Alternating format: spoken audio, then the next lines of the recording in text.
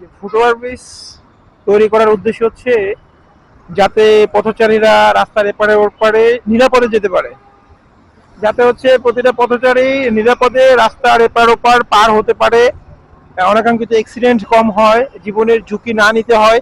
মানে এগুলোই হচ্ছে আমাদের ফুটওভার ব্রিজ করার মেইন উদ্দেশ্য। কিন্তু আমাদের ঢাকার ভিতরে বেশিরভাগ ফুটওভার ব্রিজই কোনো পথচারী বা কোনো মানুষ, সাধারণ মানুষ ব্যবহার করে না। এর কারণ হচ্ছে আপনার ফুটওভার ব্রিজের পাশ দিয়ে বিকল্প যে রাস্তাগুলো থাকে, বিকল্প মানে হচ্ছে ফুটওভার ব্রিজের নিচ দিয়ে একটা জেব্রা ক্রসিং বা ফুটওভার ব্রিজের নিচ দিয়ে রাস্তা একদম ফাঁকা, কোনো ব্যারিকেড নাই, কোনো দেয়াল নাই, মানে খুব ইজিলি তারা সোজা চলে যেতে পারে, কোনো বাধার মানে সৃষ্টি হয় না, যার কারণে তারা হচ্ছে ফুটওভার ব্রিজ ব্যবহার করে না। কিন্তু আমি যদি আপনাদেরকে কুর্মিটোলাটা দেখাই, এখানে ফুটওভার ব্রিজ ব্যবহার করা বাধ্যতামূলক, মানে আপনার বিকল্প কোনো ওয়ে নাই। এখানে রাস্তায় হচ্ছে আপনার প্রায় ম্যান সাইজ মানুষের, মানে আমার সাইজ হচ্ছে দেয়াল করা। এই যে দেখেন, মানে আমার ম্যান সাইজ যখন দেয়াল থাকবে তখন ওই দেয়ালটা আমি টপকাইতে পারবো না এবং আমি পার হতে পারবো না, যার কারণে আমার ফুটওভার ব্রিজ দিয়ে রাস্তা পার হতে হবে।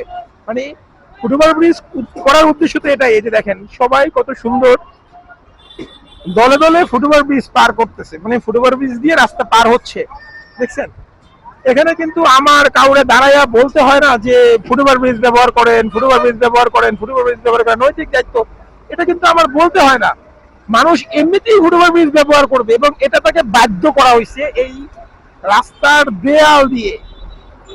এই যে ম্যান সাইজ যে রাস্তার দেয়ালটা আমি যদি আপনাদের দেখাই, দেখেন এই যে ম্যান সাইজ যে দেয়ালটা, এই দেয়ালের কারণে কিন্তু আমরা ফুটওভার ব্রিজ ব্যবহার করতে বাধ্য।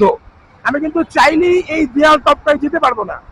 তো আমার এই ভিডিওটা করার উদ্দেশ্য হচ্ছে এটা, যদি ঢাকায়ও আমরা প্রত্যেকটা রাস্তায় যদি এরকম ম্যান সাইজ দেয়াল করতে পারি, তাহলে কিন্তু আমরা মানুষকে দিয়ে ফুটওভার ব্রিজ ব্যবহার করাতে পারবো। আর না হলে কিন্তু আমরা ফুটওভার ব্রিজ ব্যবহার করতে পারবো না। ঢাকার ভিতরে যেরকম ফুটওভার ব্রিজ কেউ ব্যবহার করে না, তেমনি যদি এখানে এরকম থাকতো তাহলে কিন্তু এখানে কেউ ফুটওভার ব্রিজ ব্যবহার করতো না। আমি যদি একটু আপনাদেরকে ক্লিয়ার করে দেখাই, এই যে দেখেন, মানে এই রাস্তাটা একদম ম্যান সাইজ, মানে আমার মাথা বরাবর, আমি যদি বলি মাথা বরাবর আপনার দেয়াল করা। এই দেয়াল আসলে টপকায় যাওয়া সম্ভব না, যার কারণে সবাই ফুটওভার ব্রিজ ব্যবহার করে। এই যে দেখেন, এইখানে কিন্তু কারো এক্সকিউজ নাই, কোনো অজুহাত নাই যে আমার পায়ে সমস্যা, তাই আমার অপারেশন হয়েছে, আমি সিঁড়িতে উঠতে পারি না, আমি সিঁড়ি দিয়ে চলাচল করতে পারি না, এই অজুহাত কিন্তু কারো নাই।